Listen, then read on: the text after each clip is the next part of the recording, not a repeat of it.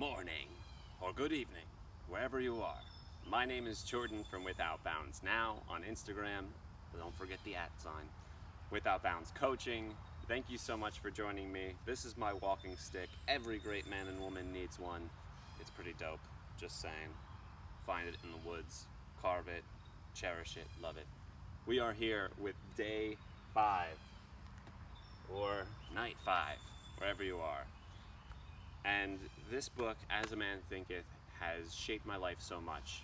You know, if you haven't joined us in the last few days, well, what I've shared is that I have read this book day in and day out. It has nightly, evening, daily, nightly meditations, and has shaped the way that I've conceived of myself, and has helped me create systems of joy, of plenty, of abundance in my life. In fact, I'm the coach that I am today, having coached dozens and dozens and dozens and dozens of people, made thousands and thousands of dollars, and have accumulated hours and hours of not just content, but of information to help you here today understand how to make your life better. Because that's what we're here to do, baby. We're here to improve your being. We're here to heal, uplift, and empower you. So let's get into it. 5th morning. To dwell in love always and towards all is to live the true life, is to have life itself. Knowing this, the good man or woman gives up himself unreservedly to the spirit of love and dwells in love towards all, contending with none, condemning none, but loving all. The Christ spirit of love puts an end not only to all sin, but to all division and contention. Ooh, this one is deep. So, if you didn't watch the last one, we talk about, living in a place where, you ask yourself powerful questions, where you see where you failed, where you see where you haven't been thinking of others properly, where you think about what are you doing to others, how are you thinking about them. So in this, he's taking it to that next level. Like he's had you bathe in the humility of powerful questions, and now he wants to get you to this new level. James Allen does. And me too, baby. So by dwelling in love, by practicing love, by actually treating weight like it's a weight that you must pick up every day. Like it's not just enough to say, I love you, but it is a practice. So on my way here to my walks, I'm doing my what's called loving kindness or compassion meditation, where I'm actually dwelling in love, where that's why I got my walking stick, so I can guide my path and close my eyes and think about people and say to them, may you be happy. Actually practicing love. And let me tell you something. The greatest meditators among us, the people who have put in hundreds and thousands of hours, like dozens of thousands of hours, under the brain scans, fMRI and doing the EEG, right? I think that's what it's called, not the EKG, that's the heart. You have these people who are showing us these particular brain waves that are directly connected to their compassion, directly connected to the loving kindness that they share with the world. And those people, when you walk into the room and you're like, wow, that person is glowing. That's this power. That's this harnessed every day. And I practice this every day because I want to be the guy that lights up the room. And I know you do too, because you don't want to be the person that walks in the room and everyone goes, ooh, stay away from that, MFer. No, you want to be powerful. You want your soul to shine daily. And by doing that, you must actually give up yourself unreservedly to the spirit of love. To dwell in it, not to dwell in hate, not to dwell in that ego of separation, because what is this saying here? It's saying that the Christ spirit, so yes, you may not be Christian, neither am I, but we can love our brother Christ, we can love what he taught us, and that is to see that you are connected.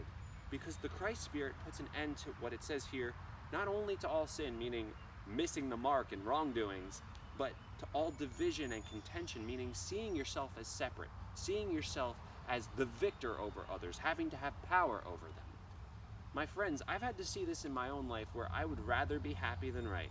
In my own relationship with my woman, after 6+ years, I've had to decide, look, I want you in my life forever, so you can be right today and most days of the week, because I see us as a team. I see us as part of this together. because I dwell in love towards her, because I pray for her daily, by the way, which makes all relationships much better and will ensure that the relationship stays together, by the way. But not just that, extending it to my business partner, extending it to strangers, walking down the path, that I walk every day to come here. I have this moment where I just let myself kind of dissolve and sink to this place where it's like, may you be blessed. Thank you for your kindness, stranger, and just dwell in that goodness, because it's better to feel this way than the alternative. It's better to feel this way than to be mean to other people, to see other people having a bad day and realize that, I don't have to be affected by it. There's a piece of him underneath it that's actually good. And I could see that. I could dwell in love towards that person instead of dwelling towards, well, what the heck is his problem? Believe me, we all have those days too. But it's about practicing, again, lifting that weight enough so that it becomes part of who you are on a regular basis. All right, let's move to the night. Fifth evening.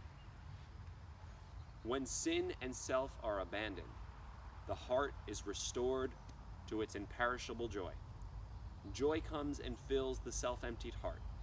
It abides with the peaceful. Its reign is with the pure. Joy flees from the selfish.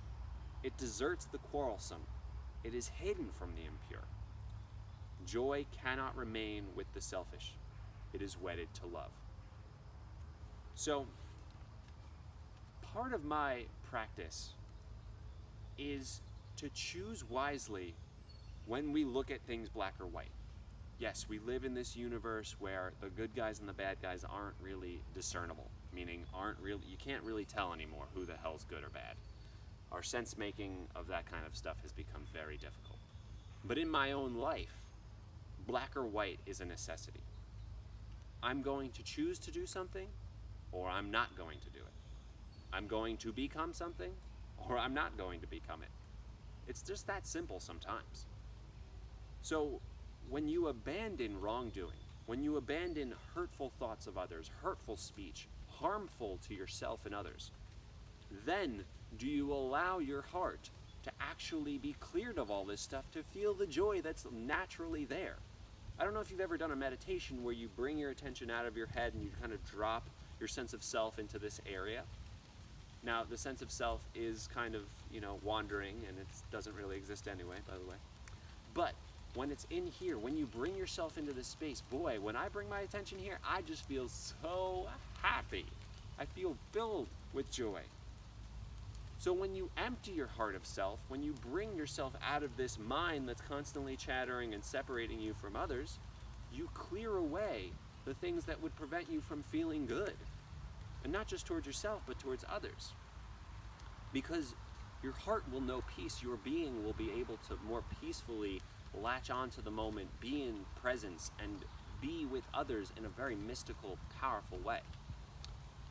But if you choose to be selfish, if you choose to separate yourself and fight with others for the sake of challenging them, we know those people. You might be one of them. Believe me, I've been challenging too to others. But look, if we can put that aside and just be fun, we can remove our impurities. We can cleanse ourselves of this instead of hiding from the joy that's really inside of ourselves. Because a lot of people are challenging others because they're suffering. Now look, there's a lot of injustice in the world, and sure, it's powerful to challenge those who would hold up a very frail and unstable and shitty status quo. But for your own life, for your own direction, for the day-to-day hours, minutes, and days that you live, it is necessary to bring into yourself joy and free yourself of the selfishness that would prevent you from being in that peaceful mode. Because joy is wedded to love, and unless you let your joy flow, unless you're connected to that place of connection with others and yourself and your higher being and all that's around you, you will find that life gets really freaking hard. You will find that you are sadder. You will find that you get angrier, more impatient with others. And when, in my own life, when I've been super selfish and uncaring about what others feel and others think, when I've put myself in that I'm better than others mode, I found myself not actually stepping into my bigger roles. Meaning, I saw myself as entitled to things. Like, I remember I thought I was entitled to my varsity letter in track. I was super fast. I was a fast white guy. But I didn't get my letter because I pulled my hamstrings and I didn't get on the team, and I was mad. I was mad that I hurt myself, and I also didn't go to practice every day because why was I going to show up to something when I could no longer participate? That was my rationale. And then the coach didn't give me my damn letter. Now, granted, this was over like 12 years ago, and you're like, Jordan, why are you dwelling on this? But I'm kind of just sharing with you what happens when I was dwelling in a selfish place of, I want this, I deserve it, it's mine. Why didn't I get it? And I was not able to see, well, hey, you spent all winter working out on other parts of your body. You spent all winter doing things that were peaceful and fun, and you got to hang out with all the friends that you never got to hang out with because you were always at practice. It's like you were hiding from the joy that you really had attained and the peace that you really brought into your life by realizing, well, in the aftermath, that you've been so selfish, that I was so selfish. So, you know, if you have trouble with this, if you feel like you're having selfish moments in your life, just let me know. Like, just comment below, just let me know, because I want to help you get through this. I want you to see that there's a power in you to restore the joy, to return to it. So let's return to joy, baby. Thank you so much for joining me here. I'll see you tomorrow for day 6. Leave your comments, smash the like button, double heart this, whatever you got to do. I appreciate it. Save this, share it. Love you. Thank you.